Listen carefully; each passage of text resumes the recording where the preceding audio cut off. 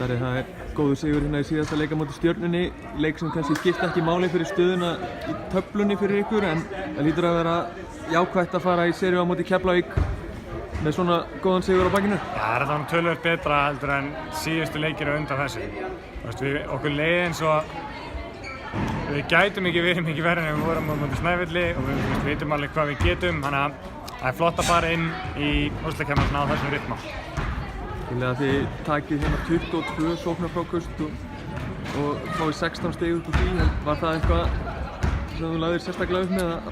Nei, við erum í rauninni þvinguð í að vera með svolítið stórt rotation, það sem að Gugga og Dagbjörn saman alltaf báðar úti.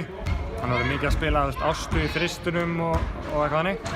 Þá getum við bara komið af fulla stelpum á hringinn. Sérstaklega erum að taka, erum að posta lífið mikið upp, þannig að þetta eru stutt skot, stutt fráköst.